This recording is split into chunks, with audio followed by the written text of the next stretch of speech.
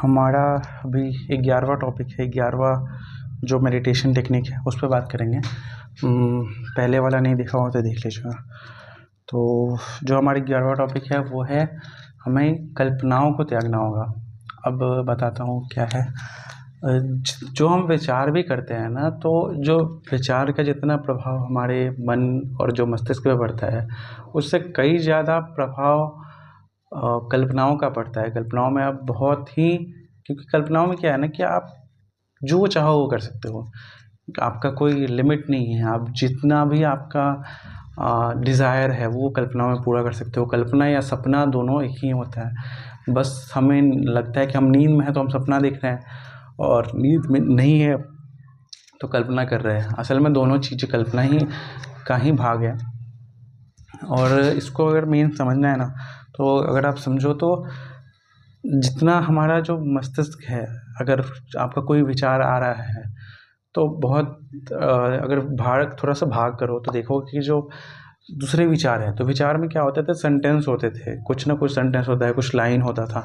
कल्पना में क्या है कि आपका एक नया ऐसे 3D समझ लो, आपका इसमें इमेज भी आ जाता है। इसमें थॉट्स की मतलब थॉट्स जो है एक इमेज फॉर्मेट में आ जाते हैं। एक पूरा अंदर ही जैसे कोई टेक्स्ट है, किताब है, कोई टीवी चल रहा है, तो उसमें मन को नहीं, मस्तिष्क को बहुत ज़्यादा मेहनत करनी पड़ती है। आप इसमें विचार जो आते हैं ना, उससे कई ज़्यादा बेहोश आप इन कल्पनाओं में रहते हो, जो कि बिल्कुल झूठी है। आपको काम वासना की कल्पना होती है, आप पूरा बेहोश हो जाते हो उसमें। काम वासना, आपको धन की कल्पना जब करते हो, आप सुख संपत्ति या जो भी और भी भोगी की कल्पना करते हो कि मैं यहाँ जाऊँगा, तो आप अगर चाहो तो बहुत टेस्टी खाना है उसका कल्पना कर लो, तो आप उसका जो अच्छा फीलिंग है, फील गुड फीलिंग है, आप अपने भीतर ले सकते हो।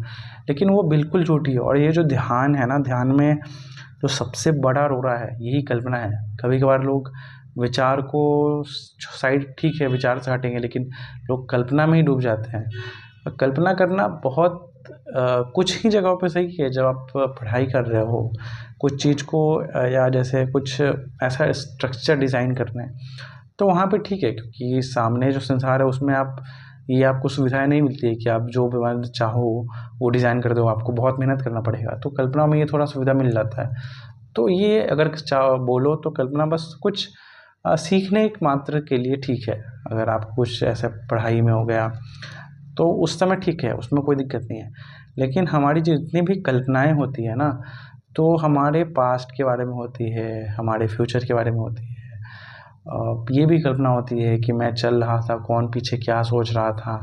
फिर ये भी कल्पना होती है कि मैं आगे कैसे रहूँगा भविष्य में, मेरे पास कार होंगी, घर होंगे, बच्चे होंगे। ऐसे बहुत सारी कल्पना होती है। और इन कल्पनाओं में हम दुखी भी होते हैं, सुख भी होते हैं। जैसे हम नॉर्मल विचार में होते हैं, क्योंकि इस कल्पनाओं में फिर आपने एक संसार बना लिया है, या आप सपने ही कह लो, सपने में आपने एक संसार बना लिया है। उस संसार से आप पूरे बंध चुके हो। उस संसार में अगर आप गाड़ी भी दिख रही है तो वो आपका पूरा अपना दिख रहा है, बिल्कुल आपको उसमें भेद नहीं दिख रहा है, बोला कि मेरा तो है। तो कल्पना थोड़ा सा और ज़्यादा हमें जटिल कर देती है, और ज़्यादा तनाव में डाल देती है, और ज़्यादा हमें बंधनों में डाल देती है। क्योंकि कल्पना में पूरी तरह से स्वतंत्रता होती है कि आप कुछ भी सोच सकते हो, आपकी कोई लिमिट है नहीं। हम कहते हैं कि मन कहीं भी जा सकता है, लेकिन मन कहीं नहीं जा सकता है। मन वहीं रहता है। मन अपने में ही एक संसार बनाता है। हमें लगता है कि मन सूरज पे चला जाता है, मन चाँद पे चला जाता है। नहीं, आपने चाँद का जो इमेज देखा है, तब मन उस इमेज को और नए तरीके से देखता है। अगर आप कभी चाँद का इमेज देखो ही नहीं, तो फिर आप चाँद की कल्पना कैसे कर सकते हो? और आपको अगर कोई बोल दे कि चाँद पीले कलर का होता है, काले कलर का होता है, तो आप उस काले कलर को में चाँद देखने लगोगे। तो ये आपने ही निर्माण किया है। ये हमारे जो है ना कि ना, बहुत बड़ा भ्रम है कि मन कहीं भी दूर जाता है। मन कहीं नहीं जाता है, मन यहीं रहता है। बस मन में जो संसार अलग अलग बनाते हैं तो वो हमें लगता है कि बहुत दूर की चीज़ है। आप मन में एक नई आकाशगंगा बना सकते हो, सितारे बना सकते हो, तारे बना सकते हो, लेकिन वही मन में आप बना सकते हो जिसका आपको पहले से ज्ञात हो। अगर आपने सितारों के बारे में, सूरज के बारे में कोई फ़ोटो नहीं देखी होगी तो मन उस चीज़ का और ज़्यादा गहराई से फ़ोटो नहीं बना पाएगा। मन उतना ही ज़्यादा फ़ोटो बनाएगा पाएगा जितना वो थोड़ा बहुत जानता है, थोड़ा बहुत ट्राई कर सकता है कि अच्छा इतना हो सकता है, इतना हो सकता है। कोई भी चीज़ है, कोई भी आपकी जो आने वाली जो ये है समय है आपका जो आने वाला, तो आप उसमें कर सकते हो कि मेरा ऐसा घर होगा। आप उसमें ये भी कर सकते हो कि शायद मैं कोई नई जॉब लूँगा तो उसमें ऐसा-ऐसा लोग होंगे, ऐसे-ऐसे लोग होंगे।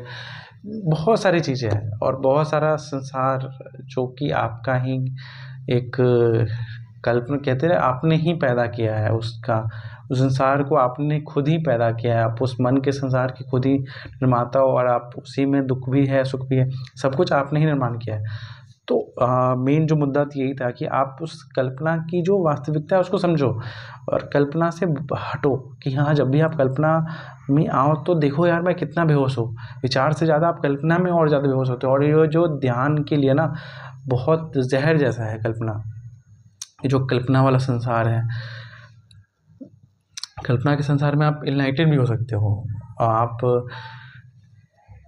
जो आध्यात्मिक अनुभूति है वो भी कर सकते हो, लेकिन आप क्या ही करोगे, उतना ही का कर पाओगे जितना का आपको पता है।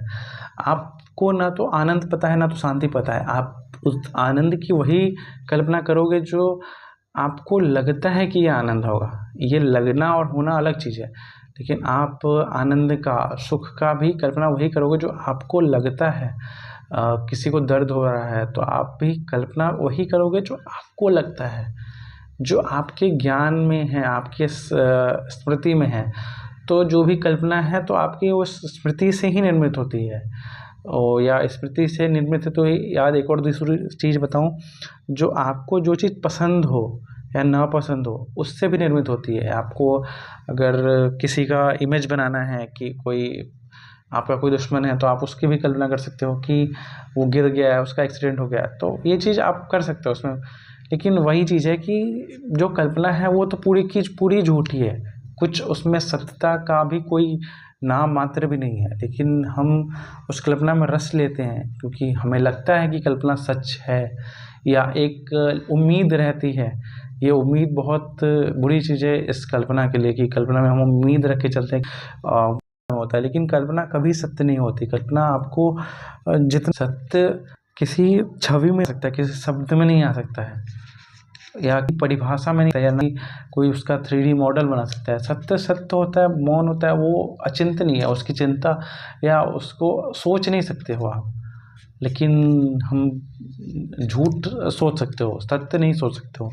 तो ये चीज़ का समझना ज़रूरी है कि जो आप सोच रहे हो वो सत्य नहीं है और उसी क्षण अपने को वर्तमान में लाने की कोशिश कीजिए। उसी क्षण उस कल्पना को त्यागने की कोशिश कीजिए और कल्पना आना भी चाहे ना तो आप कहो नहीं भाई तुम सत्य नहीं हो, तुम झूठे हो तो हो।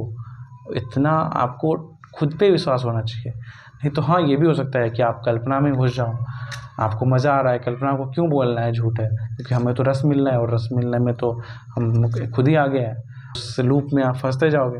जो जाग गया है वो समझ गया है कि नहीं, इस झूठ से मुझे बचना है और झूठ से बच के मुझे क्या मिलेगा, ये बहुत बड़ी उपलब्धि है ये चीज़ को जानना कि झूठ से बच के मुझे क्या मिलेगा। तो इस झूठ को ख़त्म करने की, झूठ से पृथक होने की कोशिश कीजिएगा। आप विचार आएंगे वो तो वाला ठीक है, लेकिन कल्पना भी आए तो कल्पना में आप ज़्यादा सतर्क हो जाओ विचार से ज़्यादा कि अरे मुझे नहीं रहना इन कल्पनाओं में। विचार में भी रह लो ठीक है, लेकिन कल्पनाओं में मत रहो। कल्पनाओं विचार से भी बड़ा जहर है आपके लिए और मन के लिए। तो वो कहते हैं अमृत ही है या एक बहुत अच्छा पोषण है कल्पना। तो अभी के लिए इतना ही। ये जो होगा ना, हाँ, अगला 12वां होगा, तो 12वें टॉपिक पे हम लोग बात करेंगे। ठीक है।